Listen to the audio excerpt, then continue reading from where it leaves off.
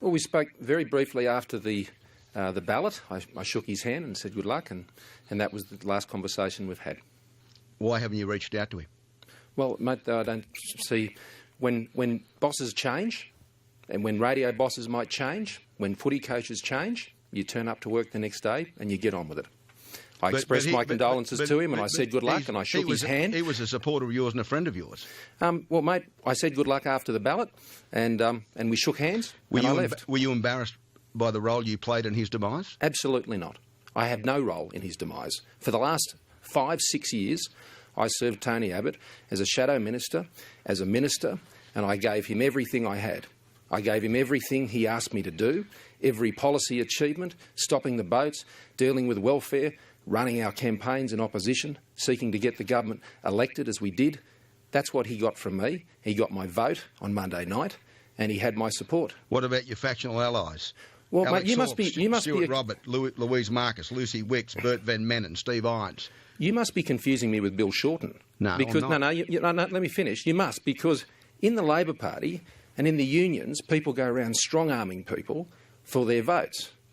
Now, I don't do that, mate. Did you have a Wicker exchange? That's a self-destructing message device that you've been known to use in the past with either Malcolm Turnbull, Mr Hawke, Mr Robert, Miss Marcus, Miss Wicks, Mr Van Mennen or Mr Irons at all last week? No. Did you discuss with Mr Hawke, Mr Robert, Mr Marcus, Miss Wicks, Mr Van Mennen or Steve Irons any of this? No. Did you discuss with Mr Turnbull any of this? No. Did you discuss with anyone the likelihood that there'd be a move against him on the Monday? I did, actually. I said on Friday to the Prime Minister's office that I thought things were pretty febrile and they should be on high alert. Can you exchange why, or can you tell us why you voted for Mr Abbott and people who look to you for leadership in Hawke, Robert, Marcus, Wicks, Van Mennen, Irons voted for Mr Turnbull? They're their own people, they make their own decisions. And you didn't influence them in any way? I told them that I was voting for Tony Abbott, and I did. Do you find it a bit strange that you're the only Tony Abbott supporter that will be elevated in the ministry to be announced on Sunday?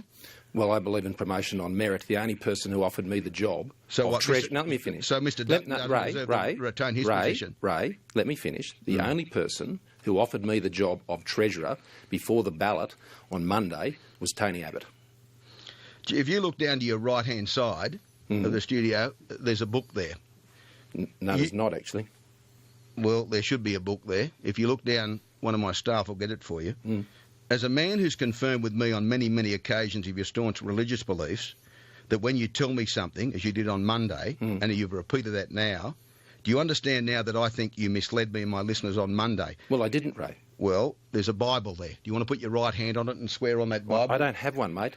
And there's not one here, and I don't see what my faith's got to do with it, Ray. Well, then it would be easy for people to believe... Mate, you get to judge my policies, but you don't get to judge my faith, mate. No, it would be easier for people to believe you if you were prepared to I don't have to swear on a Bible, mate. I swear an oath when I take a ministerial office. I swear an oath when I go as a Member of Parliament, and that's where I do those things, because they're serious things you do in our parliamentary chamber as part of our democracy.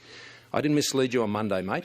I haven't misled you at any time in our discussions over years. Over years. People know me, mate. I say what I mean what I say, I do what I say. The people smugglers know that, and my colleagues know that.